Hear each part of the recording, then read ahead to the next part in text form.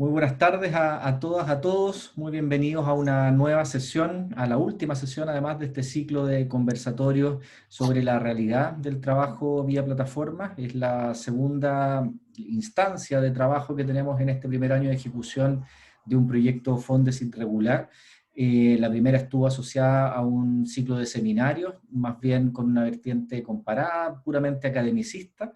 Y tenemos esta segunda ronda pensada ya para ir aterrizando, para, como bien planteaba Pablo hace un rato en la previa, esta idea de ir identificando problemas, de poder ir además delimitando los problemas que surgen a propósito del trabajo vía plataforma, y particularmente en estas 4 líneas de acción que les hemos venido presentando ya desde que comenzamos con estas actividades. Por una parte, ¿verdad?, la discusión sobre la laboralidad, la subordinación o la autonomía de los trabajadores vía plataforma, que se erigió en un primer momento como el gran problema, pero que hoy día ha ido dando paso a una serie de otros problemas tanto más relevantes. Efectivamente, después hay una línea importante en materia de seguridad y salud en el trabajo, que también es un tema sensible y que ha ido dando también algún juego en nuestro país. Una tercera línea asociada a los derechos colectivos, fundamentalmente a la organización y a la acción colectiva de los trabajadores vía plataforma, y una cuarta línea que es la de la protección de datos personales y la autodeterminación informativa de quienes prestan servicios a través de estas vías. El equipo de investigación está conformado por el profesor Pablo Contreras de la Universidad Autónoma de Chile, que efectivamente lidera además esta última línea de trabajo, que es la que nos va a tener conversando hoy día en la tarde, el profesor Alfredo Sierra de la Universidad de los Andes, y los profesores María Soledad Jofré y quien les habla, Rodrigo Palomo de la Universidad de Talca. Yo solo quiero darles este saludo, este contexto, y por cierto, quien tiene hoy día la voz, ¿verdad?, para poder guiar esta conversación es nuestro compañero Pablo Contreras de la Universidad Autónoma, a quien le dejo desde ya la palabra. Gracias, Rodrigo. Bueno, como señaló Rodrigo, yo soy Pablo Contreras, profesor de la Universidad Autónoma de Chile y director del programa de Inteligencia Artificial y Derecho, que estas tareas de investigación de este Fondesit se enmarcan en ese programa, en donde investigamos inteligencias artificiales, así con plural, en este caso algorítmicas, con la vida que estamos teniendo hoy día y cómo se mediatiza a través de la tecnología. Hoy día vamos a ver las fronteras del derecho al trabajo y los instrumentos jurídicos de protección de los trabajadores en relación con la tecnología de las empresas de plataforma, y tenemos dos grandes invitados. La idea era tener un seminario, una conversación que no se quedara solo en lo jurídico, sino que también pudiéramos apostar a ciertos cruces interdisciplinarios. Entonces, quiero presentarlos, son dos grandes invitados que además han trabajado en estos temas. Primero tenemos a Romina Llanelo, y Romina nos acompaña virtualmente, pero desde Argentina. Ella es abogada egresada de la Universidad de Buenos Aires, es especializada en Derecho y Tecnología por la UCA, es profesora de grado en la Facultad de Ingeniería de la Universidad Austral y en las maestrías de Explotación de Datos y Gestión del Conocimiento y de Propiedad Intelectual, también de la Universidad Austral. Es profesora invitada en otras universidades nacionales e internacionales y es miembro del Instituto de Derecho Informático del Colegio Público de Abogados de la Capital Federal. Bienvenida, Romina. Muchas gracias. También nos acompaña hoy día Andrés Filbaum, creo que se pronuncia así, quien es ingeniero civil matemático, magíster en transporte y doctor en sistemas de ingeniería por la Universidad de Chile, y actualmente cursando su postdoctorado en la Delft University of Technology de Holanda. ¿Cómo estás, Andrés? Bien, gracias. Con frío. Me imagino. Ahora son las 7 de la tarde, nos contaba Andrés. También desde lejos podemos tener este tipo de seminario. Yo quiero decir dos cosas antes de darle el pie a Romina primero. Pero básicamente lo siguiente. En este tema de algoritmos y derecho de los trabajadores, o en general derecho de las personas frente a los algoritmos de las plataformas y de empresas de plataforma, hay poco escrito en español. y la razón de por qué elegimos a Romina y a Andrés es porque dentro de nuestro levantamiento de fuentes que estamos haciendo en el proyecto de investigación, Romina, por ejemplo, publicó el texto Protección de datos personales en aplicación de plataforma en un libro colectivo que se publicó este año en Argentina. El libro se llama Aspectos jurídicos de las aplicaciones de plataformas, por la editorial Thomson Reuters La Ley, que también ya está disponible en Chile. Es un muy buen capítulo y por eso también yo cuando lo leí dije, tenemos que tener a Romina en nuestros seminarios del Fondesit. Y también tenemos a Andrés que junto con Alejandro Tirachini publicaron el artículo Características del trabajo de conducción en plataformas ride-hailing tipo Uber y Cabify en Chile, en base a una encuesta que levanta información interesantísima sobre la realidad y las percepciones de los trabajadores de plataforma. Y esto también es relevante para tener, digamos, juicios normativos y criterios normativos que sean más o menos dialogantes con una realidad empírica que puede ser que ya haya cambiado bastante a propósito de la pandemia, pero aquí hay pocos datos empíricos y este es uno de los estudios que los presenta. Yo solo quiero dejarles con un dato interesante para abrir la discusión, ¿ya? Y para que tengamos ojalá una buena conversación. Esta semana se conoció una importante noticia en Europa respecto a las empresas de plataforma. Choferes británicos quieren que los tribunales de los Países Bajos, donde están radicados los datos de Uber, reviertan una decisión algorítmica que ellos sostienen les causó un despido. Básicamente el algoritmo despidió a estos choferes.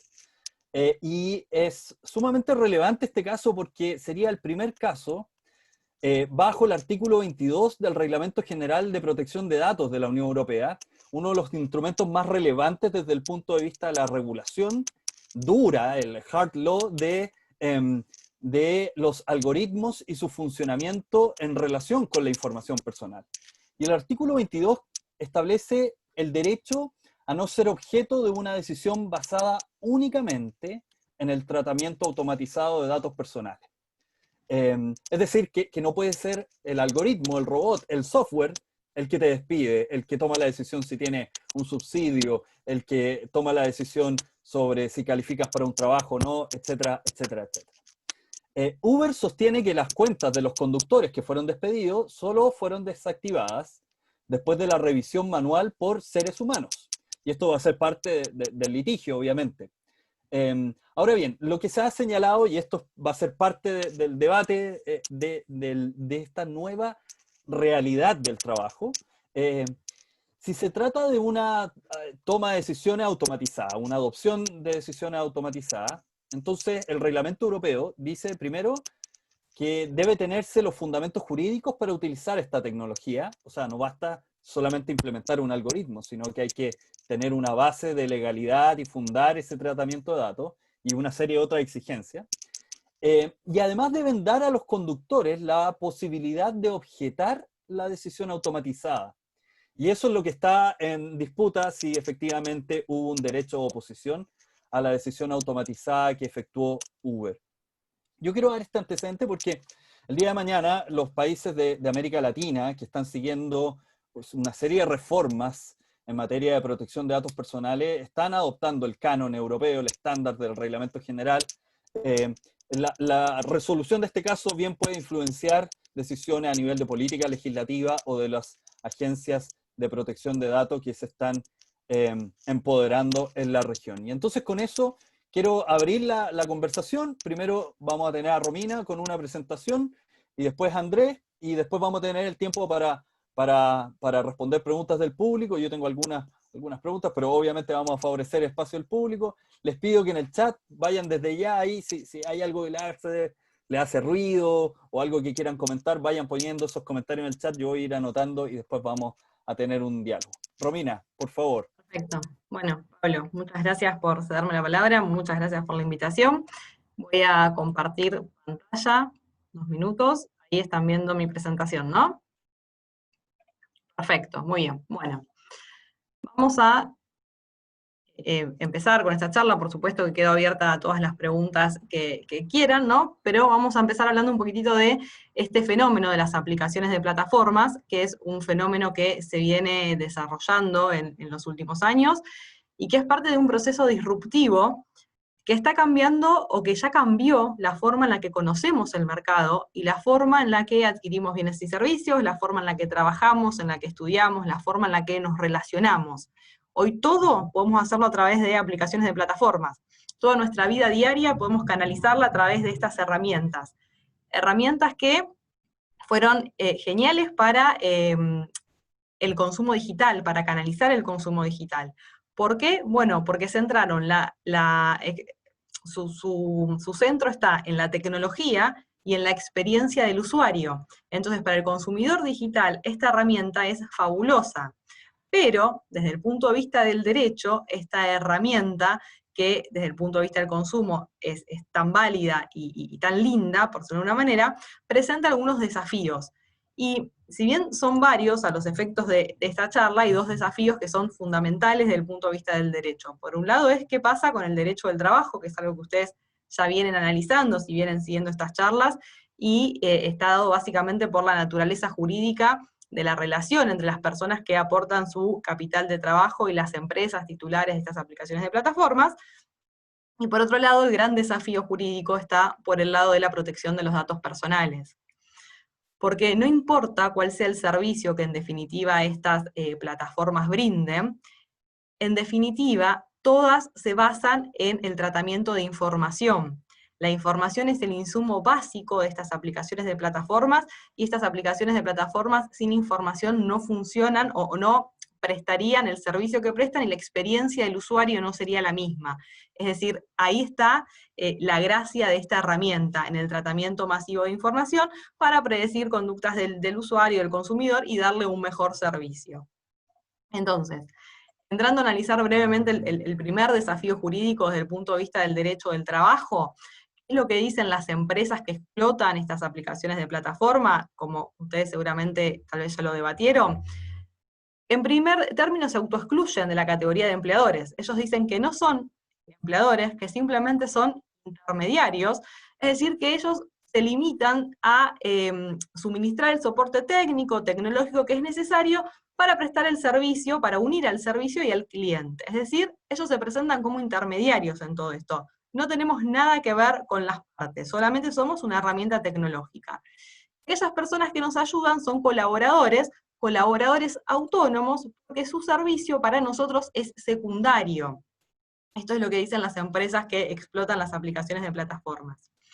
Ahora, si nosotros utilizamos aplicaciones de plataformas, rápidamente podemos advertir, sin demasiado, digamos, análisis jurídico, que esto pareciera no ser tan cierto del todo. ¿Por qué? En primer lugar, porque la actividad de los colaboradores, como ellos lo llaman, es esencial. Sin ese trabajo humano, la actividad no sirve. O sea, no tenemos un servicio si no tenemos a los colaboradores que cumplen sus tareas. O sea, Uber no existiría sin los choferes que manejan, y Rappi no tendría sentido el servicio que nos trae una hamburguesa si no tendríamos al Rapitendero, que es el que viene, digamos, a traer lo que nosotros adquirimos a través de la plataforma. Es decir, que es esencial esa tarea que realizan los colaboradores, que ellos denominan autónomos.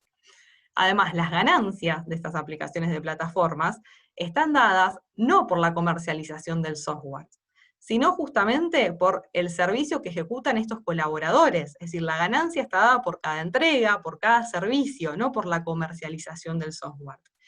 Y acá, para ir uniéndolo al tema de datos personales, la ganancia no solo está por el servicio en sí que estas personas humanas generan, sino también por el tratamiento de la información que estas aplicaciones de plataformas hacen. Es fundamental en su régimen económico el tratamiento de información, el poder dirigirnos la publicidad específica según nuestros gustos y costumbres. Ahí están las grandes ganancias, que nada tiene que ver con la mera comercialización del software, por lo tanto, dejan de ser intermediarios como ellos se autodenominan.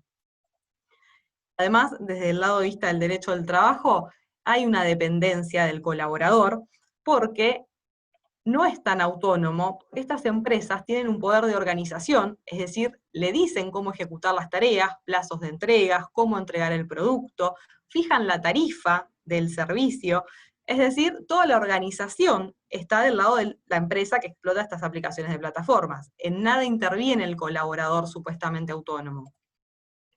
Además hay un poder de control sobre esta persona por dos motivos fundamentales. Por un lado, porque hay una geolocalización constante en tiempo real, y esto es importantísimo desde el punto de vista de los datos personales. Están geolocalizando todo el tiempo y en tiempo real dónde están estas personas. Hasta les dicen por dónde caminar, por dónde dirigirse, es decir, un chofer de Uber no puede elegir el camino que considere correcto para llevar a un pasajero a la dirección de destino. Tiene que seguir la dirección que específicamente la aplicación de plataforma le indica. Entonces la geolocalización y el control es constante y en tiempo real. Además, porque también hay facultades disciplinarias que aplican sobre estos trabajadores, o estos colaboradores, como ellos le dicen, que tranquilamente podrían asimilarse a las facultades disciplinarias del derecho del trabajo. Porque en definitiva, si no cumplen las tareas como el reglamento de la plataforma lo indica, pueden ser plausibles de sanciones. Entonces, desde el punto de vista del derecho del trabajo, la relación o el vínculo jurídico entre las personas humanas que prestan sus tareas y las empresas que prestan titulares de las aplicaciones de plataformas, es el gran tema del siglo XXI, o sea, descubrir cuál es esta naturaleza jurídica.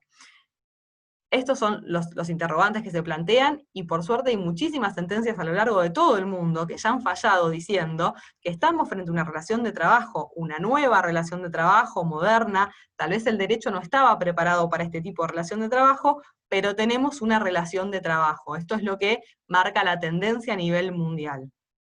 Ahora, el segundo desafío que yo les planteaba al inicio es el que está dado desde el punto de vista de la protección de los datos personales. Porque, como bien les decía, no importa el servicio en sí, no importa si es un servicio de transporte, un servicio de alquiler de una habitación de un hotel, un servicio de compra de comida, la base de todo es el tratamiento y la recolección masiva de información.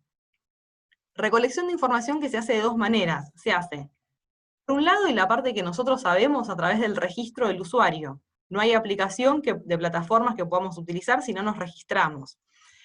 Y cuando hablamos del registro del usuario, el usuario para estas aplicaciones es tanto el colaborador que presta el servicio, como el proveedor que presta el servicio, como el usuario final. Es decir, todos en la cadena nos tenemos que registrar y dar nuestros datos personales para que esto pueda funcionar. O sea, todos somos usuarios a los fines de la plataforma, sin importar si somos el que prestamos el servicio o el usuario final. Somos considerados usuarios en distinta categoría de usuarios. Este registro, por supuesto, trae una recolección importante de datos personales, y por lo tanto ese tratamiento se tiene que dar conforme a la normativa aplicable, en principio, de cada lugar donde estas plataformas tengan asiento, que es un gran desafío para las aplicaciones de plataformas, es decir, cumplir con la normativa de protección de datos personales de cada lugar donde estén prestando un servicio. Las normas en materia de protección de datos personales tienen determinados principios que son de cumplimiento obligatorio para que ese tratamiento sea lícito, que si bien pueden encontrarlo con distinto nombre en distintos ordenamientos jurídicos, todos más o menos apuntan a lo mismo. Esto es lo interesante en materia de protección de datos personales. Y por un lado tenemos el consentimiento, que es la piedra o la base fundamental del tratamiento de datos personales. Para poder tratar datos personales de forma lícita, necesito tener el consentimiento del titular. Y no cualquier consentimiento, un consentimiento que tiene que ser libre, expreso e informado. Esto, desde el punto de vista de los titulares de las aplicaciones de plataformas, es un desafío. ¿Cómo hacer para que ese consentimiento sea realmente un consentimiento libre? No nos olvidemos que el trabajador, el colaborador que quiere prestar su fuerza de trabajo en este servicio, no tiene opción de no aceptar ese consentimiento o no completar ese formulario. Y lo mismo pasa con el usuario final. Vos querés consumir este servicio, te tenés que dar de alta de esta forma. Entonces, este es uno de los grandes problemas. ¿Realmente tenemos un consentimiento libre para el tratamiento de nuestros datos personales? En segundo lugar, tenemos los que se denominan los principios de calidad y finalidad, que apuntan a que la recolección de los datos personales tiene que ser por medios leales, es decir, no podemos engañar o recolectarlos por medios fraudulentos, y esto con la geolocalización es un tema en las aplicaciones de plataformas, porque mientras que usamos la aplicación, podríamos decir que tenemos el consentimiento para que nos geolocalicen. Pero el problema está cuando salimos de la aplicación y nos siguen geolocalizando constantemente. Nos siguen geolocalizando para saber qué ofrecernos, siguen rastreando o traqueando con qué otras aplicaciones interactuamos en nuestros móviles para saber qué más nos van a ofrecer. Es decir, más allá de la recolección que nos dicen que están haciendo, están todo el tiempo traqueando y recolectando más información de la que necesitan, información que nada tiene que ver con el servicio, que era trasladarse de un lugar al otro, o que me traigan una hamburguesa a mi domicilio, que tiene que ver con el segundo servicio que ofrecen todas las aplicaciones de plataformas, que es este de el redirigir publicidad y el de ir mostrándonos cosas que tal vez como consumidores nos apetezca consumir en ese momento. Es decir, es una reutilización secundaria de información. Y esto está relacionado con el principio de finalidad. Para que el tratamiento sea lícito de datos personales, los datos únicamente pueden tratarse para una finalidad específica, que es aquella para la cual se obtuvieron. Entonces, esto con las aplicaciones de plataformas no se cumple. No se cumple porque justamente la reutilización de datos es la base, o sea, nos piden nuestro domicilio y demás, o determinados datos para el servicio, pero después toda esa información, siguiendo con lo que consumimos, con lo que seguimos viendo a través de la aplicación, y todo el resto de la información que recolectan a través de nuestros dispositivos móviles, se procesa a través de estos algoritmos, generalmente es inteligencia artificial, justamente para predecir nuestras conductas, para predecir aquello que queremos consumir, justamente buscando mejorar la experiencia del usuario, pero como usuarios tenemos que pensar que hay un tratamiento de nuestros datos personales por atrás.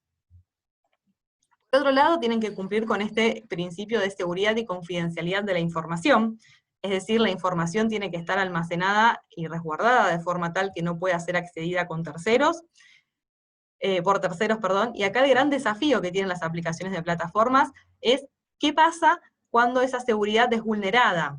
Por el medio en el que las plataformas se desarrollan, generalmente estamos hablando de software e internet, sabemos que la filtración de información puede existir, o sea, internet es un medio inseguro por naturaleza, y el gran desafío está ahí, ¿qué es lo que pasa cuando estos baches de seguridad existen y la información es accedida por quien no debía tenerla?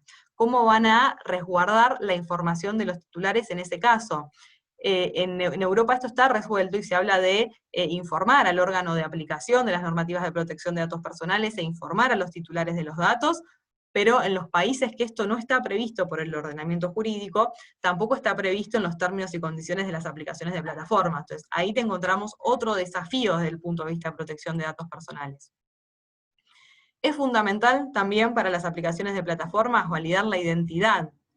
Saber que quien se está registrando, tanto como el colaborador que va a prestar el servicio, como el consumidor final, como el proveedor que presta el servicio, sean quien dice ser. Esto justamente para evitar fraudes. El gran problema que hay es cómo sabemos que Juan es Juan cuando nos dice que es Juan. ¿Cómo evitamos un fraude dentro de este servicio? Y justamente para validar la identidad necesitamos una gran recolección de datos personales, que muchas veces está ligado a los datos biométricos y al macheo de información que toma la aplicación, incluso con alguna otra base de datos que presta este servicio de validación de identidad, el famoso onboarding digital. La cesión de datos personales y la transferencia internacional es fundamental.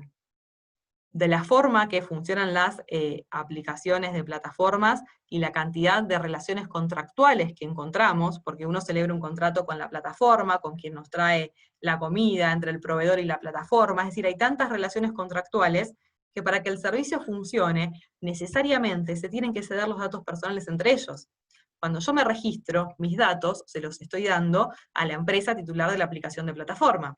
Sin embargo, esa empresa tiene que ceder necesariamente mis datos, todos o parte, a la persona que me va a prestar el servicio. Si no, no me puede venir a buscar, si no, no me puede traer el pedido. Es decir, hay una cesión constante de datos personales y cesión que en principio necesita un consentimiento especial. Y ni hablar de la transferencia internacional de datos personales. generalmente las empresas titulares de estas aplicaciones de plataformas están radicadas en el extranjero. Es decir, muchas veces sus bases de datos están en el extranjero y hay reglas específicas para la transferencia internacional y países que son considerados seguros y no seguros para la transferencia de datos, y muchas veces nuestros datos terminan estando alojados en bases de datos en el extranjero en países que no son considerados seguros. Y por supuesto, un tema fundamental es el de los derechos de los titulares de datos personales, y acá tenemos los clásicos: acceso, rectificación, supresión y demás, pero este nuevo derecho que mencionaba Pablo al principio, que es el derecho a la oposición de que tus datos sean tratados por medios automatizados. Este es el gran desafío de las aplicaciones de plataformas. ¿Cómo hacer para respetar este derecho? ¿Cómo hacer para explicar en caso de que el usuario considere que la decisión que tomó este algoritmo le causa algún perjuicio? ¿Cómo hacer para explicar la lógica que ese algoritmo tuvo para tomar esa decisión? Ahí está el gran desafío de las aplicaciones de plataformas en materia de derechos.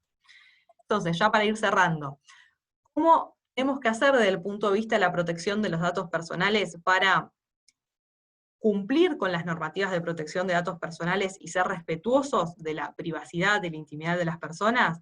Bueno, pensando en este principio del privacy by design, principio también que está receptado en la Unión Europea y que de a poco empezamos a hacer eco en todos lados, es pensar en la privacidad desde el diseño, es decir, desde el momento mismo que estamos diseñando los algoritmos, desde el momento mismo que estamos desarrollando el software que va a convertirse en esta aplicación de plataforma, pensar en la privacidad. La privacidad tiene que ser uno de los estándares iniciales a seguir.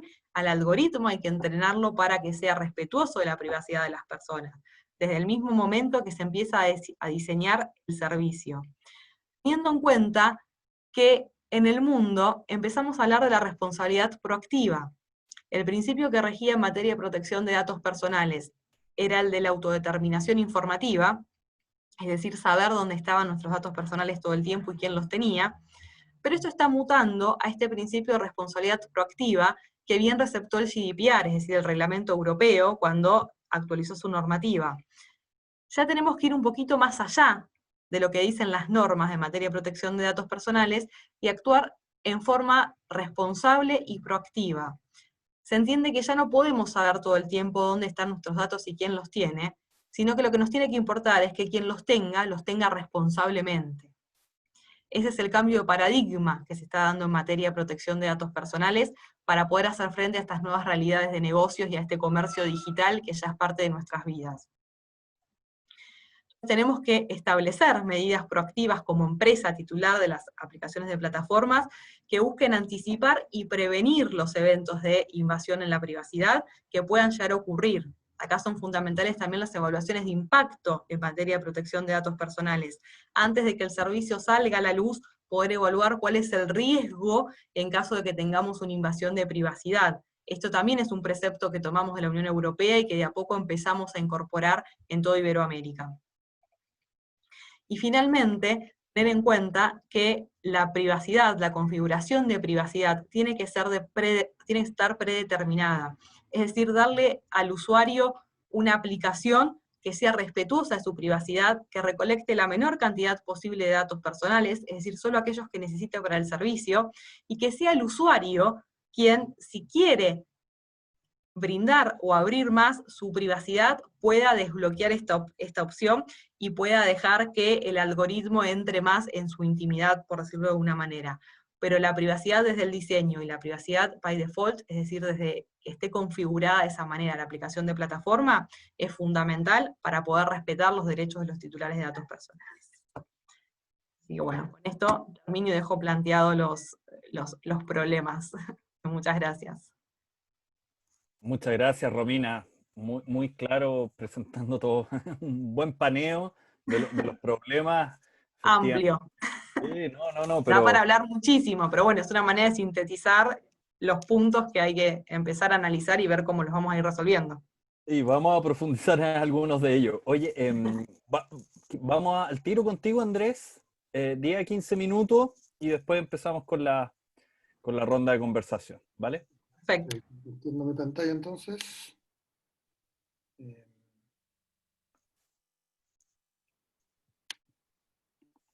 Ahí ven mi PowerPoint, ¿cierto? Sí, súper.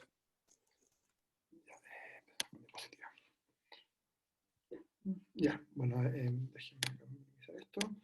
Ya, bueno, antes que todo, muchas gracias por la invitación. Creo que estos temas del futuro del trabajo son temas que yo creería que estamos en general en el mundo y en Chile atrasados en discutir, pero que son fundamentales.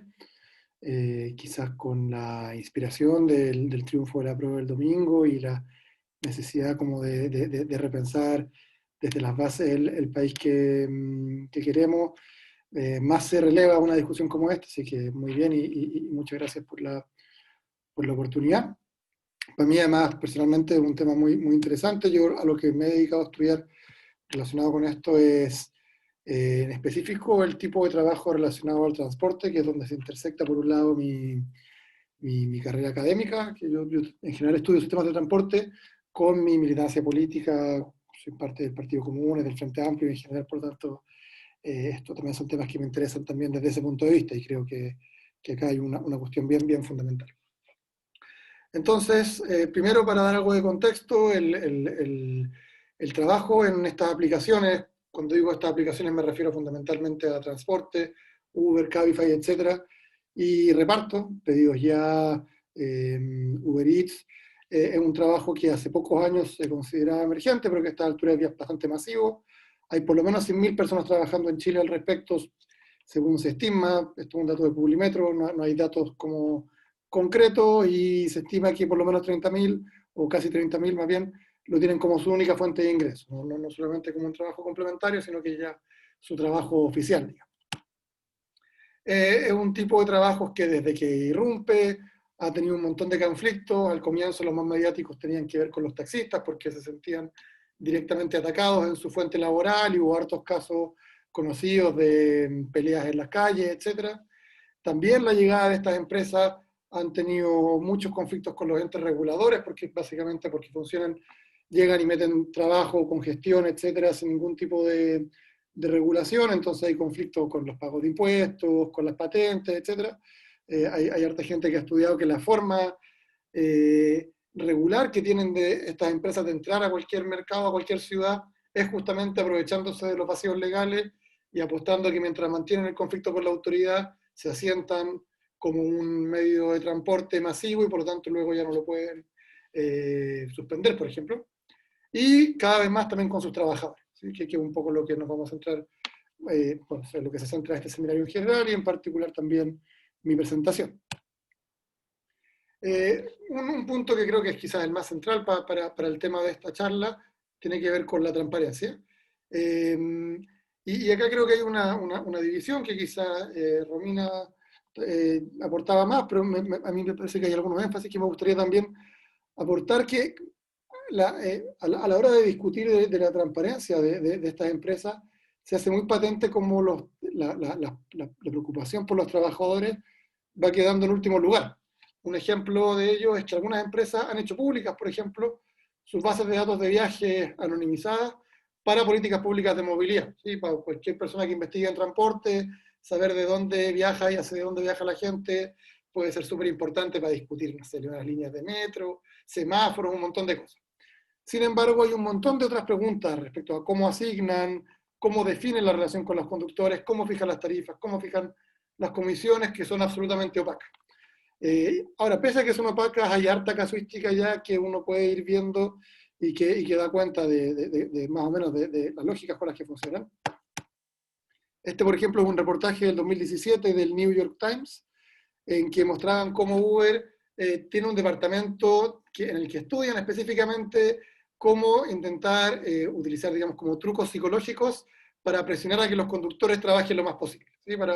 Para Uber y para todas estas empresas, mientras más trabaje la gente, mejor, porque luego para los usuarios es una mejor calidad de servicio, porque si es que hay muchos conductores, yo pido un auto y va a llegar mucho más rápido, entonces pueden aumentar su clientela, y tienen un grupo de gente dedicado a estudiar específicamente y estudian, por ejemplo, cómo los videojuegos te van entregando premios cuando cumples ciertas metas y con esa forma van mandando mensajes, etc. Lo impresionante, si ustedes ven lo que está acá abajito, hemos invertido demasiado poco en estudiar la experiencia de los conductores, y entonces hay gente que se dedica a estudiar cómo explotar de mejor manera, digamos. Esto de aquí es una marcha en India. En India hubo marchas muy masivas en 2016 y 2017 contra Ola y Uber. Ola es la empresa tipo Uber más grande de India, Uber también es grande. Esta marcha, la razón fundamental es porque cuando llegan estas empresas el año 2016, las comisiones que les cobran a los conductores son muy bajas.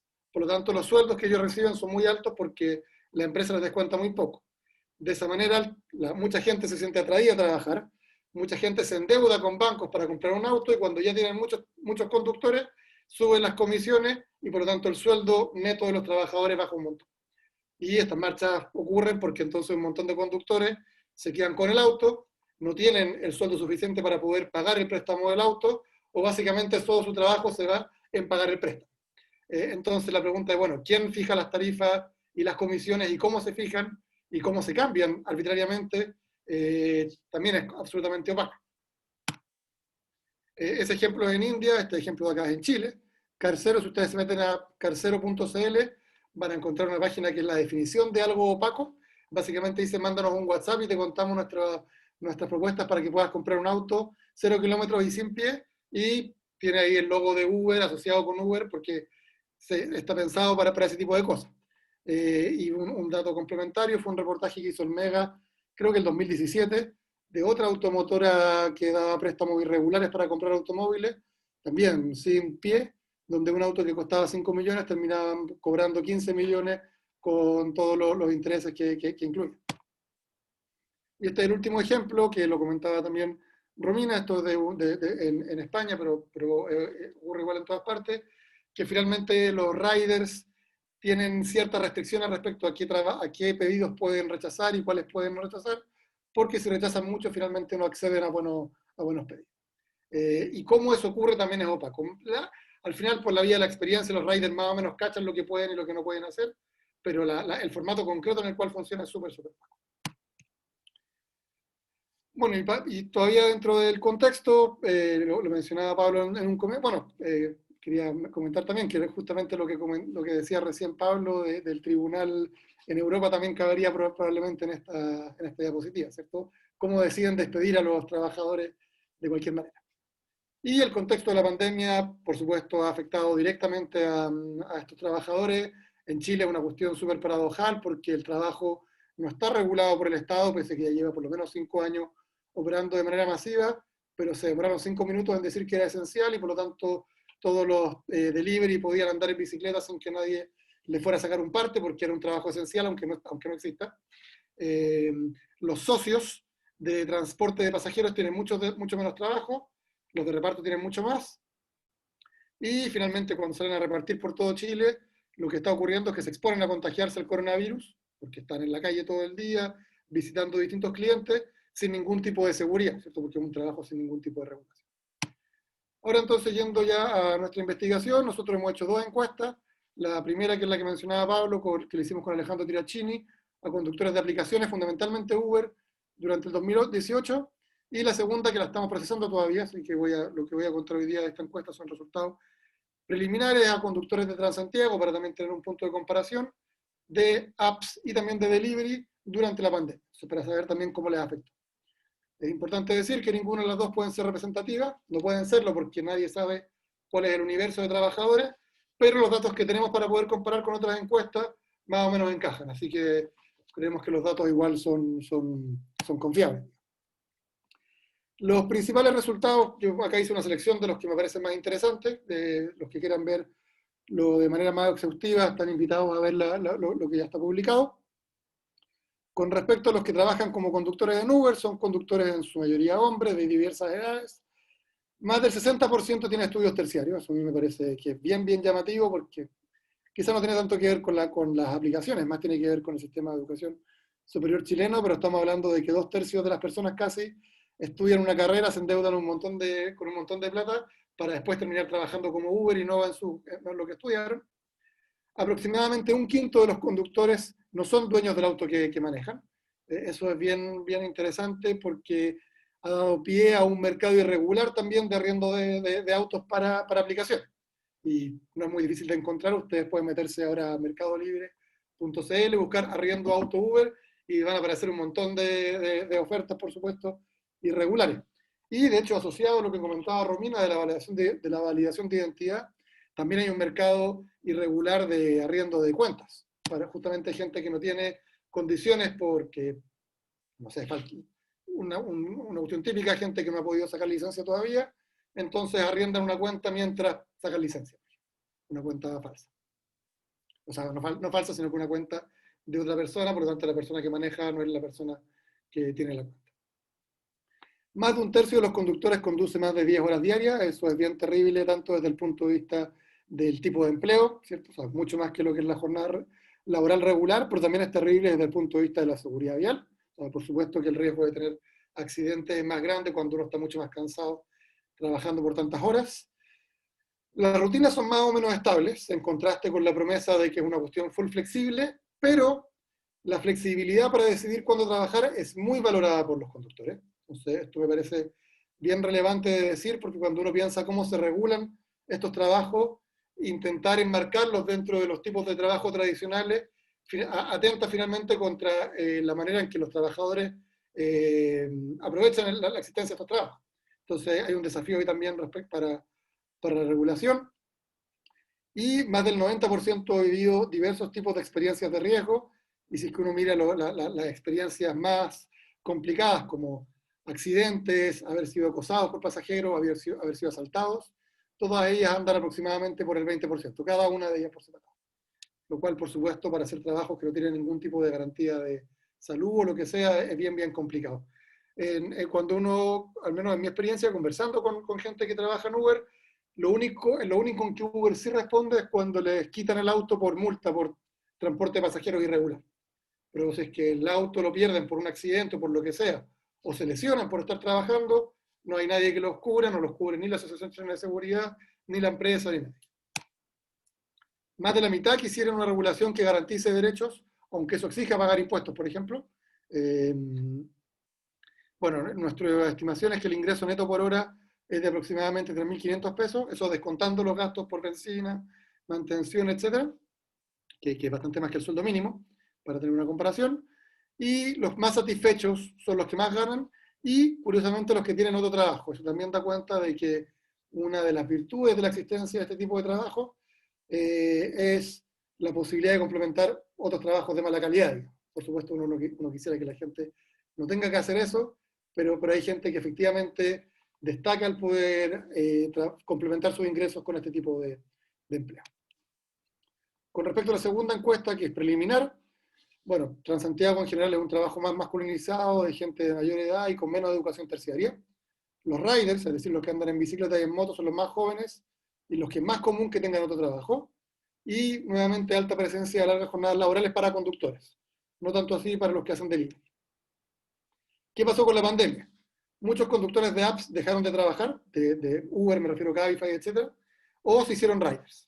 ¿Y por qué ocurre eso? Bueno, fundamentalmente porque las cuarentenas no les permitieron seguir trabajando, ya no se podía llevar pasajeros, por tener que cuidar a un familiar, nosotros interpretamos que fundamentalmente hijos que ya no están yendo al colegio, o el temor al contagio. Y los que siguieron trabajando como conductores disminuyeron sus jornadas laborales. Los ingresos por hora disminuyeron para las aplicaciones, aunque aumentaron en Transantiago, probablemente por las horas extra. Es un trabajo regulado. En general, todos manifiestan que tienen mayor tensión, mayor cansancio, menos ganas de trabajar debido al COVID. Y también todos manifiestan muchísima preocupación por diversas preguntas que hicimos en situaciones ligadas al COVID, como temor a enfermarme, temor a que un familiar se enferme, temor a quedarme sin plata suficiente para poder cubrir mis gastos, temor a que mucha gente se enferme, etcétera, etcétera. También tenemos un módulo de autonomía que es el que todavía menos hemos analizado en profundidad, así que estos son resultados muy gruesos. Los trabajadores solamente reconocen capacidad para decidir cuándo descansar. En el resto de las preguntas que tienen que ver con autonomía, en general, manifiestan poca autonomía, aunque mayor que los trabajadores de Transantiago. O sea, hay cierta capacidad para tomar decisiones, pero muy baja. O sea, mayor que en un trabajo tradicional, pero aún muy baja. Y los trabajadores de delivery reportan menos autonomía que los conductores de app, aunque más transparencia. Sí, no hemos todavía entrado en demasiado detalle para poder tener algunas interpretaciones de esto. Esto todavía son resultados muy preliminares, como les comentaba, pero eso es lo que hemos observado al menos. Entonces, entrando ya en las conclusiones, tanto de lo que hemos estudiado como contexto, de lo que pudimos ver de nuestras propias encuestas, bueno, que son trabajos de gran precariedad, pero con características que destacar y que es importante, por lo tanto, cuando uno quiera regular, cómo mantenerla. Flexibilidad para decidir cuándo trabajar y la posibilidad de hacer un trabajo complementario. Esas son las dos características que en general estos trabajadores más destacan. Los trabajadores están dispuestos a mayor regulación, de hecho desean mayor regulación, y la pregunta entonces, bueno, ¿cómo se adapta a la legislación tradicional? Yo no sé mucho de derecho, pero entiendo que hay un objetivo ahí que efectivamente difiere del trabajo tradicional, que tiene jornadas laborales fijas, etc. La transparencia es un problema bien importante, tanto por lo que manifiestan los conductores y delivery respecto a su satisfacción con la transparencia, como por los ejemplos que veíamos en un comienzo. La pandemia ha resaltado los problemas endémicos de estos trabajos. Mi interpretación es que, por un lado, por ser trabajos de transporte, están muy expuestos a la pandemia, pero además, como son trabajos absolutamente desregulados, absolutamente precarizados, cualquier situación en la cual, digamos, el mundo se mueve un montón, los que tienen menos garantías laborales, por supuesto, son los que más la sufren. Entonces, creo que la pandemia en ese sentido ha sido ha impactado de manera muy importante. Y dos conclusiones que no tienen que ver directamente con el trabajo, pero que me parece de todos modos importante mencionar. Una, lo que decíamos cuando hablábamos de este departamento que estudia cómo explotar psicológicamente. Bueno, lo que estamos hablando es que acá hay empresas que conscientemente producen conocimiento para explotar de la mejor manera posible. Eso dice harto de cómo funciona la racionalidad detrás de esta empresa y del capitalismo a nivel mundial, de estar... O sea, una persona va a las mejores universidades del mundo, saca un doctorado en las mejores universidades del mundo, y ¿qué es lo que hace con todo ese conocimiento que adquirió después de 12 años de estudio? Pensar cómo lograr hacer que un trabajador siga trabajando aunque esté muy cansado. Sí, es bien terrible si uno lo piensa, me parece. Y por último, también que tiene que ver con mi especialidad, oportunidades para el transporte del futuro. A mí me parece importante resaltar que no es necesario que estas nuevas modalidades de transporte funcionen de esta manera, y uno quisiera pensar que uno podría sacarle el jugo a estas tecnologías para efectivamente proveer mejores sistemas de transporte, más eficientes, más igualitarios, etcétera, que no dependan de un trabajo precarizado como el que hay actualmente. Esa sería mi presentación. Muchas gracias nuevamente por la invitación y por su atención. Muchas gracias a ti, Andrés. Está bueno conocer estos datos nuevos también. Yo leí el texto que escribieron primero y estaba muy bueno, pero qué bueno que también tenemos, aunque sea preliminarmente, algunos datos más frescos, y yo creo que gran parte de la experiencia cotidiana en materia pandémica se ha conectado también con este tipo de trabajo. Entonces podemos conversar. Yo voy a esperar ahí las preguntas que vayan apareciendo, pero desde ya yo quería plantearles algo que es interesante en el cruce de las dos exposiciones, porque, y ahí me voy a agarrar de algo que mencionaba Andrés al final de su explicación, y que se enmarcan los debates actuales sobre el tratamiento de datos personales y de información desde el punto de vista del funcionamiento del sistema capitalista tardío. Andrés decía que aquí hay un conocimiento producido para explotar de la mejor manera posible. Y eso obviamente es una combinación entre la big data que produce la plataforma en los distintos eslabones de recolección de información que muy bien identificaba Romina, que decía colaboradores, proveedores, clientes, a todos les extrae información, esa cadena de información genera big data, y a eso se le aplica conocimiento para explotar de mejor forma a todos, digamos. Al consumidor te manda un recordatorio si no has pedido hace tiempo y te tienta con una pizza, al conductor le dice, oye, ¿puedes todavía manejar otro más? Bueno, en fin. Y ahí ese primer punto me gustaría comentárselo. ¿Por qué? Porque ustedes probablemente lo han escuchado dentro de las nuevas teorías sobre datos personales, privacidad y el funcionamiento de este capitalismo tardío, está la idea de un capitalismo de la vigilancia, en donde de forma opaca, y por eso quiero conectar las dos exposiciones, de forma opaca hay una máquina, un algoritmo en este caso, que hace la recolección de información, que hace los tratamientos de datos, todo esto diseñado inteligentemente por ejemplo, psicólogos, ingenieros, que con técnicas de economía del comportamiento van poniendo nudges y van poniendo pistas para poder enganchar esto, pero de forma tal de que se produzcan los objetivos controlados por la plataforma. Y entonces, y aquí, por un lado, Romina, ¿cómo ves esto desde el punto de vista de los datos personales y el autocontrol que deben tener las personas de su información y cómo se usa? Y por el lado de Andrés, ¿cómo lo ves tú desde el punto de vista de que tus datos muestran que los trabajadores se sienten en algunos niveles más autónomos y que tienen más flexibilidad, pero por otro lado, opacamente, el algoritmo los objetiviza aún más y de manera mucho más opaca? Así que para ver si podemos conversar en esas claves. Romina, por favor.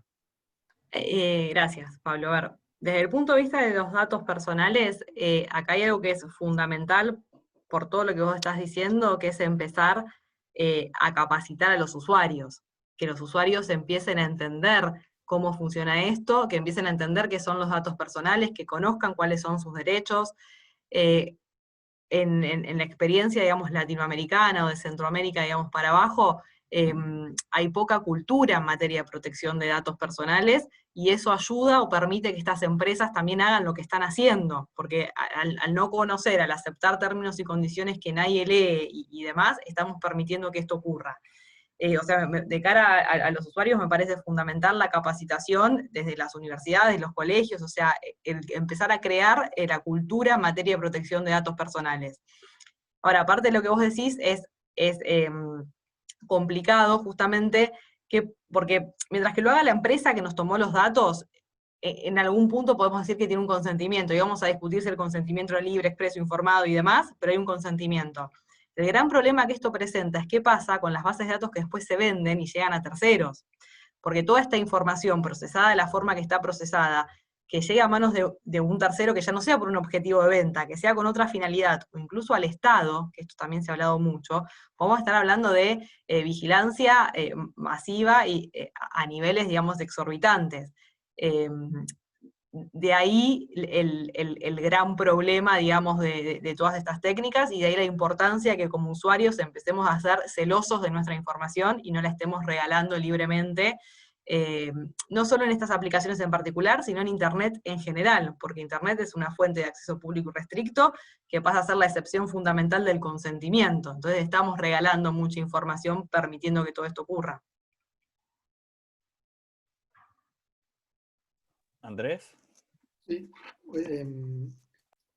Antes de ir específicamente a lo que me preguntaba y a mí también, quería mencionar dos cosas relacionadas como a este del capitalismo y la vigilancia, dos cosas que he leído que me parecen importantes. A mí me sirve mucho al menos para hacerse una idea. Una, el famoso escándalo de Cambridge Analytica y la intervención de la elección en Estados Unidos, que una autora decía que en realidad lo único que hicieron en Cambridge Analytica fue hacer lo mismo que hacen cada vez que venden nuestros datos para hacer publicidad, pero ahora aplicado a una campaña electoral. Y cuando uno lo ve así, y uno piensa en lo que decía Romina, bueno, ¿qué pasa cuando uno puede pensar en otros usos para estos datos? Efectivamente puede ser bien terrorífico. O sea, no fue hace tanto tiempo que en este continente tuvimos dictaduras como para imaginarse lo terrible que podría ser una combinación de un Estado con voluntad mayor de reprimir y con acceso a este nivel de datos, digo, por ejemplo. También, otra cosa también relacionada, una estadística que a mi juicio es bien decidora respecto a qué es lo que uno puede esperar en el futuro, es que en los últimos años más del 50% de la gente que se ha graduado en Estados Unidos en los programas de doctorado justamente relacionados a Big Data, se han ido a trabajar en la industria en vez de a la academia. Entonces, cuando uno se pregunta dónde se está generando la mayor parte del conocimiento para pensar cómo se procesa la Big Data y cómo se entiende, etcétera, es fundamentalmente en Google, Facebook, Amazon, etcétera, y no en las universidades, que están en Uber también, por supuesto, que están más bien yendo a la rastra. Entonces es bien difícil imaginarse cómo espacios públicos y democráticos, como por lo menos deben ser las universidades, puedan efectivamente intentar hacer algún tipo de contrapeso a algo del estilo. Entonces, en ese sentido, el escenario es bien, bien complicado.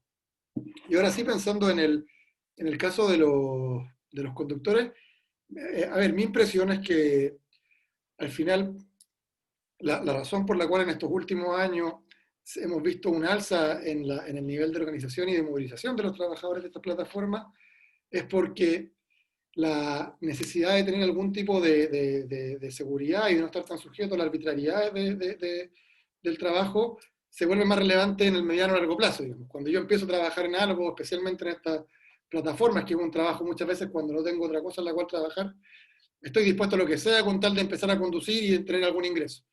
Pero cuando ya llevo varios años y me doy cuenta de que llevo todos esos años y no tengo ningún tipo de seguridad el día que choque, o el día que me atropellen, o el día que me enferme, entonces ya la necesidad de tener algún tipo de regulación, como la que tienen los trabajos tradicionales, se vuelve más importante. Y en ese sentido, la opacidad que afecta en términos de sueldo, en términos de que no me despidan, en términos de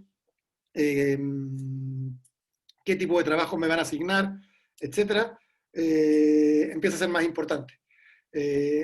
Y yo en ese sentido creería que no es necesariamente contradictorio el valorar la flexibilidad, por ejemplo, de decidir cuándo quiero trabajar, con el exigir que no haya opacidad en la relación laboral, digamos. O sea, bueno, yo, sin tener una fórmula exacta, pero hay al menos un lugar en Estados Unidos, que me parece que es Denver, pero no me acuerdo, donde la plataforma online que domina el mercado de tipo Uber es una plataforma donde los dueños son los conductores en asociación con el municipio, si no me equivoco. Acá no recuerdo el dato exacto, así que puedo estar un poquito equivocado. Y no una empresa externa, digamos. Y uno perfectamente puede imaginarse una empresa de ese estilo, donde las reglas estén definidas por los conductores, por ejemplo, por lo tanto, donde no haya esa opacidad, y donde una de las características es que cada cual trabaja cuando quiera trabajar, digamos. Que es algo que por ahora ha funcionado bien y por lo tanto no hay mayor necesidad de poner una exigencia en horas mínimas o lo que sea, como sí ocurre en otros trabajos. Aquí nos sopla Alejandro, que se llama Wright Austin. Wright Austin, sí, debe ser Alejandro Tirachini el que está comentando para él. Y es Wright Austin, sí. Entonces, Texas, ¿no? Está buenísimo. Mira, ya empezaron a llegar algunas intervenciones. Quiero plantearle esta de Francisco, que nos escribe aquí desde España. Dice, si bien las realidades de la tradición sindical, los marcos legislativos y las culturas políticos sociales muestran diferencias, las dinámicas del modelo económico y del trabajo traídas por las plataformas son más o menos homogéneas. Y esto obviamente porque el capital determina el algoritmo que opera transnacionalmente. Ahí no tiene diferencia. ¿Veis necesarias las respuestas sindicales y legislativas, normativas sobre las plataformas sean homogéneas y sobre todo simultáneas a nivel global? El que quiera partir. A mí me parece que es tal vez un poco utópico pensar que podamos tener una regulación a nivel mundial, porque, digamos, la normativa y la cultura en cada país es muy distinta, pero teniendo en cuenta, digamos, las particularidades que tiene las aplicaciones de plataformas, como ver lo necesario, sí, sería ideal que podamos tener, aunque sea lineamientos básicos, estándares, que sean a nivel internacional. Aunque sea que a nivel internacional podamos pensar homogéneamente frente a qué estamos, o sea, que después cada país lo recepte y lo pueda regular. Pero, digamos, sí reglas básicas a nivel global para esto, ¿no? Para entender cuál es el fenómeno, que después cada país lo recepte. No sé si va a ser posible, por esto que decía al principio, ¿no? Desde el punto de vista del derecho es muy difícil hacer normas que sean aplicables a nivel mundial o que todos los países puedan receptar de la misma manera. Tal vez sea más fácil por espacios, Unión Europea, Mercosur, o sea, por espacios económicos, digamos, individuales, sí sería ideal llevar todos una misma tendencia, porque en definitiva el algoritmo es el mismo que está operando en todo el mundo, entonces estaría bueno tener alguna, digamos, homogeneidad en ese aspecto. Andrea. Yo en principio estoy de acuerdo con lo que dice Romina. Ahora, creo que la pregunta apunta directo a uno de los problemas como políticos contemporáneos principales a nivel mundial, que es cómo tenemos empresas cada vez más grandes que operan internacionalmente, que se aprovechan además de los vacíos legales que hay en muchos países, y donde las herramientas políticas que tenemos para enfrentarlas funcionan a nivel nacional, que es completamente distinto a cómo opera la empresa. Ahora no, pero efectivamente yo creo que no hay una solución a corto plazo a ese problema.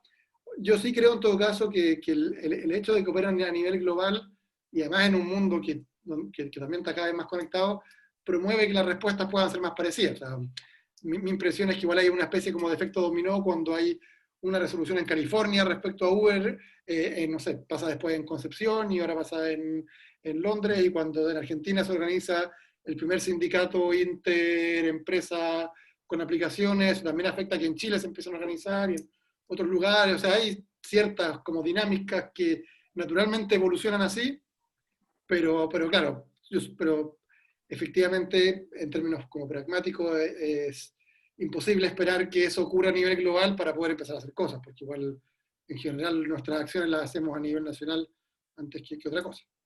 Claro, Fernando agrega, por ejemplo, ahí ve dos soluciones a la opacidad de plataformas tipo Uber, coche autónomo. De hecho, hay algunos columnistas en The Guardian que han planteado que la apuesta de estos capitales de riesgo en este tipo de empresas es esperar que llegue el coche autónomo en donde el elemento trabajador humano ya es desechable. Bueno, pero él agrega, eso es un agregado mío, perdón. Y Fernando agrega, o llevar el algoritmo a alguna forma de negociación colectiva. Entonces, disputas nacionales, trabajador-algoritmo, trabajador-empresa. Y él plantea pregunta si habrá alguna otra alternativa, que era lo que planteaba Romina, digamos, a nivel de bloques regionales, ir definiendo estándares mínimos de negociación, o sea, perdón, de reglas o de estándares internacionales compartidos. Tenemos varias preguntas. Yo quiero aquí, a ver, del panel, los espectadores anónimos, hay algunas reacciones a la presentación de Andrés, entonces voy a leerlas y después vamos a ir a una pregunta que está de Samuel en el chat. Primero, dicen aquí, los trabajadores dijeron que los aspectos positivos son la flexibilidad de horario y la posibilidad de que sea un trabajo complementario. ¿Hasta qué punto una legislación debería permitir esto? Si alguien quiere trabajar 4 horas en una semana para una compra particular, ¿está bien que eso se permita? ¿Cuál sería primero el foco? ¿Asegurar la protección social y de seguridad de trabajadores de apps o asegurar la protección del trabajador usuario a partir de los algoritmos? Y alguien más agrega, partiendo de la base de que la idea es evitar el control de cómo el driver presta servicio en la plataforma, ¿cómo se generarían incentivos entonces sin cambiar el modelo de negocios y generar otro tipo de taxi? Esas son las preguntas. A ver si, yo creo que esto conecta más contigo, Andrés. Si quieres, partes tú. Sí, a ver, respecto a lo primero, yo en principio creo que no veo por qué hay un problema con que alguien pueda trabajar 4 horas, si es que son las 4 horas justo, no sé, que tiene libre durante la semana y que el momento en que puede generar algunos ingresos extraordinarios. Yo supongo que, o sea, además porque en términos como en este caso, de cómo funciona el sistema de movilidad tipo Uber, sea dueño Uber o sea dueño de los trabajadores, de momento lo que ha funcionado bien es el equilibrio que surge cuando cada cual decide cuándo trabajar, digamos, ¿sí? O sea, entre que hay una relación entre oferta y demanda, y que además hay un grupo grande de trabajadores donde cada cual dispone de su horario. Entonces yo en principio no vería porque eso sería algo indeseable.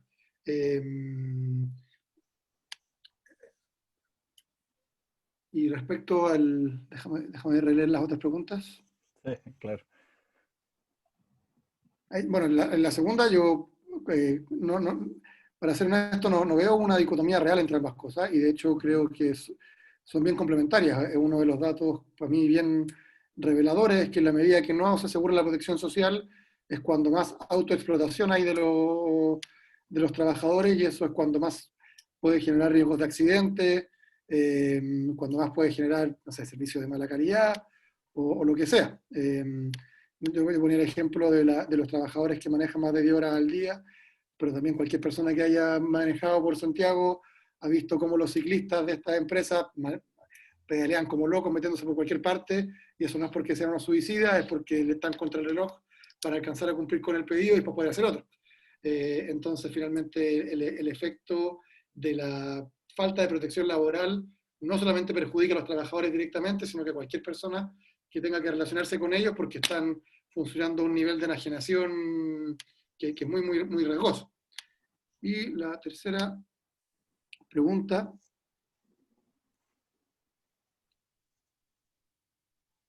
Para ser honesto, no entiendo exactamente a qué se refieren con cómo se evita que se genere otro taxi. Yo en principio creo que estas empresas son tipo taxi con una diferencia en términos de la relación de trabajador y jefe, y con una coordinación más eficiente entre conductor y pasajero, de modo tal que efectivamente, o sea, y eso es algo que está bien comprobado en términos como de los estudios ingenieriles, que si es que los taxis pasaran a ocupar este tipo de coordinación, les iría mejor porque pueden llegar más rápido al pasajero, o sea, están más tiempo transportando pasajeros. Creo que además hay otras preguntas, otros estudios, por ejemplo, otro que ha hecho aquí también Alejandro Tirachini con otros autores y en otros lugares del mundo, ha mostrado que Uber y esas empresas similares han empeorado la congestión. Entonces, creo que hay otro tipo de desafíos de regulación, de cómo uno busca que menos gente se baje del transporte público para subirse a esto, que en la práctica, desde el punto de vista como del sistema de transporte, es básicamente un taxi online. Pero no estoy seguro si es que eso responde a la pregunta, porque para ser honesto, no la entendí al 100%. Ahí le pediremos que después complemente. Romina, ¿quieres agregar algo o voy a las demás preguntas? No, solo un comentario chiquito en relación, me parece que tal vez iba por este lado la última pregunta, cuando dice cómo se generarían incentivos para cambiar el modelo de negocio. A mí lo que me parece del punto de vista, digamos, regulatorio y jurídico, que tal vez el incentivo viene por el lado de no querer encasillar a estas nuevas realidades en el sistema, en la regulación actual de un taxi, por ejemplo. Está claro que Uber no es un taxi, entonces querer que esté regulado jurídicamente o regulatoriamente de la misma forma hace que estemos hoy en esta situación que no tenemos o sea, que no son nada, o sea, que están, digamos, liberados al azar y a como el mercado se vaya regulando, y eso es lo que genera la situación de desamparo, de desprotección para los trabajadores, ¿no?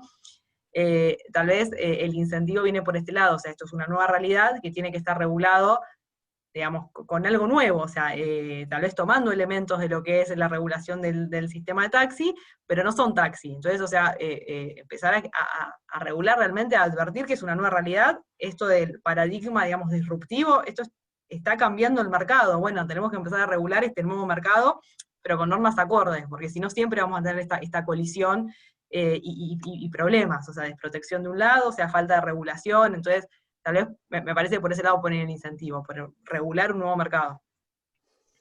Oye, está súper bueno ese elemento, porque fíjate, aquí Samuel Ortiz, que pone ahí, por ejemplo, el dato respecto de que efectivamente hay multa por infracción cuando hay transporte privado, remunerado a pasajeros, pero no es siempre, y generalmente una vez por cuenta del conductor por parte de la empresa que opera la app, como nos mencionaba también Andrés.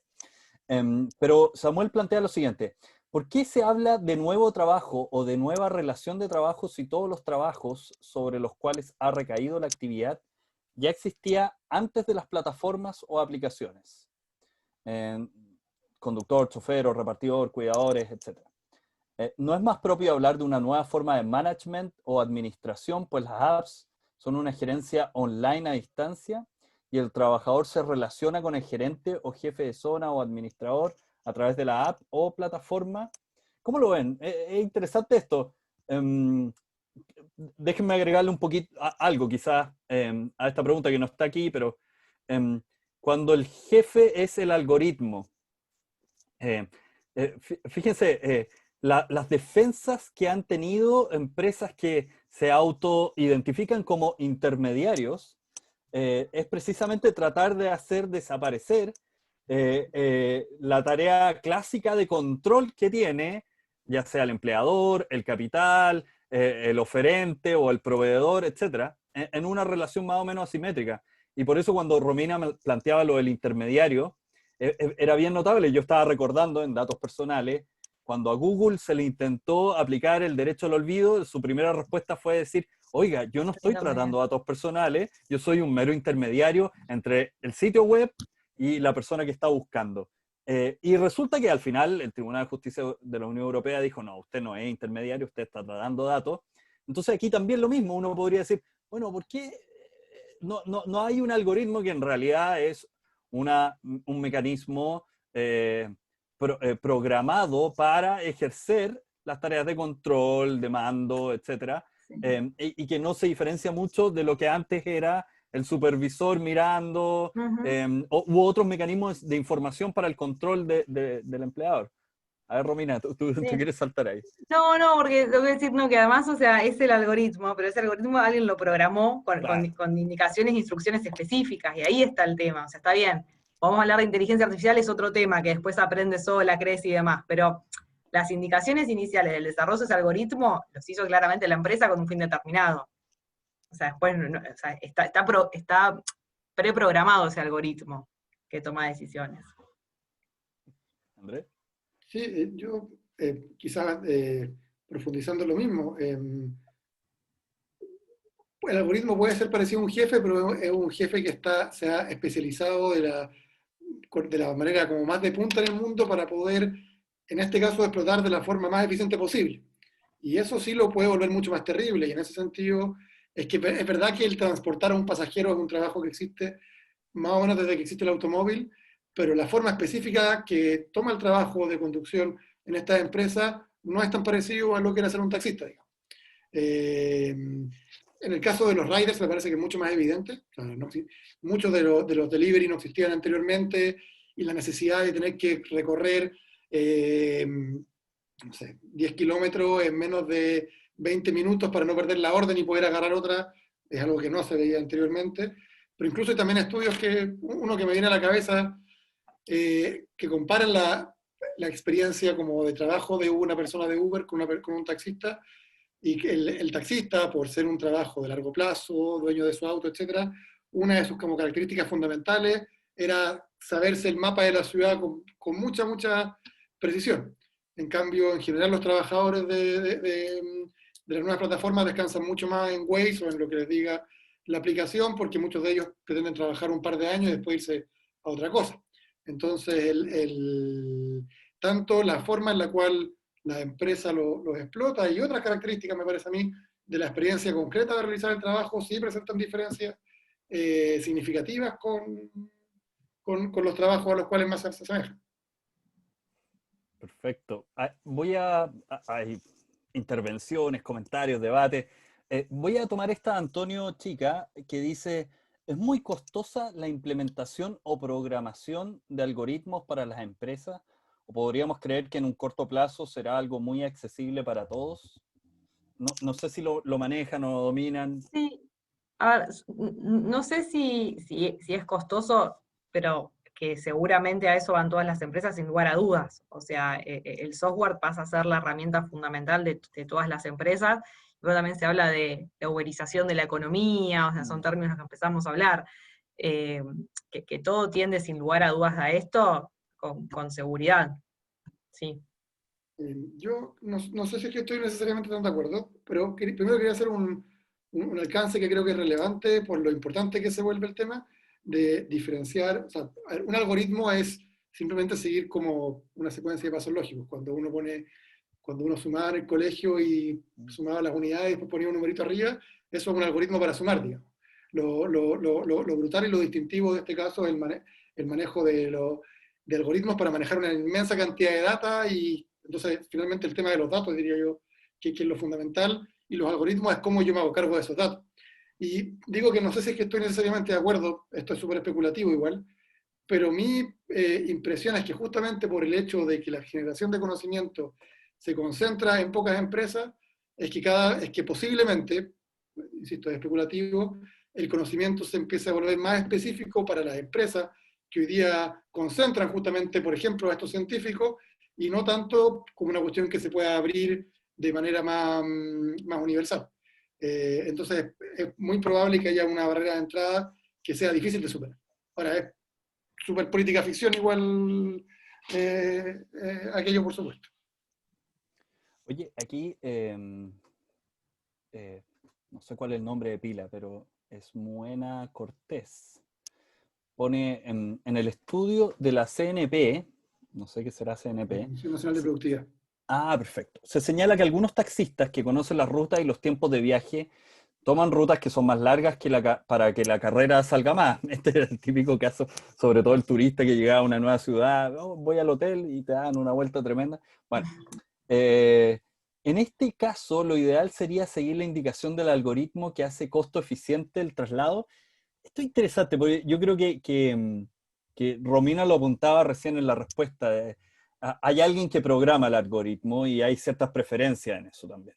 Y también se van auditando los aprendizajes del algoritmo para lograr o no lograr ciertos resultados. Andrés planteaba que hay temas de externalidades en la ciudad, en congestión, contaminación, etcétera. Pero también el tema de salud ocupacional es un elemento que uno podría ver. Un algoritmo muy eficiente puede ser muy destructivo en la salud de un trabajador. ¿Cómo ven este planteamiento que hace aquí a propósito del estudio de la CNP? Para mí eso disculpa, Romina. No.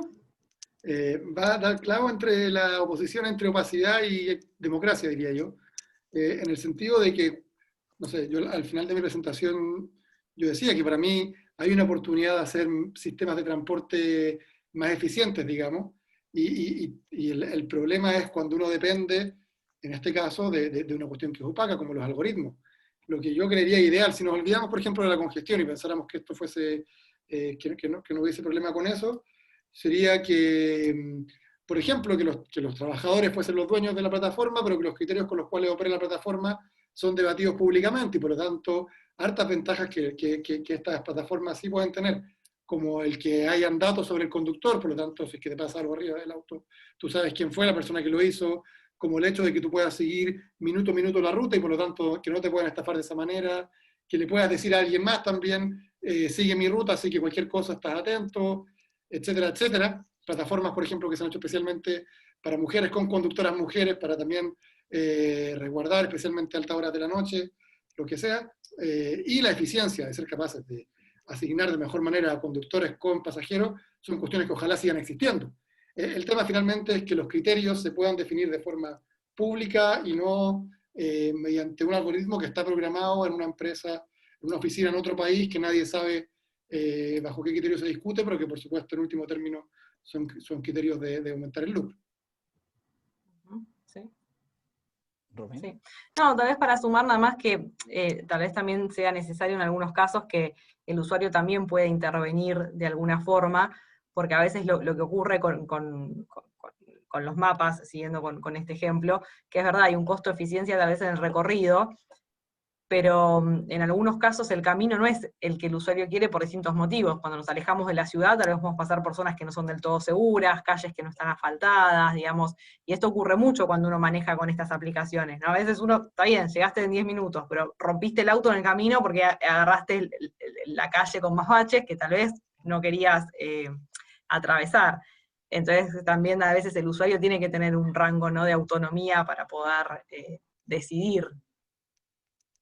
Es buenísimo ese punto, Romina. Yo tengo un hermano medio cascarrabias que siempre dice que a los Uber les falta calle, que no saben manejar en la ciudad, que solo confían en el Waze o digamos la aplicación de mapa que sea, y es difícil manejar en una ciudad, sobre todo en las ciudades latinoamericanas, Santiago, Buenos Aires, etcétera. Y es más, te voy a contar una anécdota que me acabo de acordar, me pasó en Santiago de Chile hace unos años. Yo iba manejando un auto alquilado con un, no sé, Waze, no sé qué estaba usando, y hay una calle por ahí que es reversible, los carriles eran reversibles en el horario, pero a mí me hizo doblar a la derecha en un momento que era reversible, y yo veía que los autos me venían enfrente, bocinazos, todo, claro, y evidentemente fue hace varios años, no estaba actualizado el mapa, se ve, yo estaba sin conexión, lo había descargado acá en Argentina, entonces claro, no tenía ese dato, entonces yo cometí una infracción doblando en una calle en la que no podía. Buenísimo. Oye, bueno, hay muchos comentarios ahí, después ustedes pueden verlo ahí. Samuel siempre es un activo participante de estos seminarios, pero ya estamos un poquito cerca de la hora. Yo primero que todo quiero agradecerles la disposición, el ánimo de esta conversación.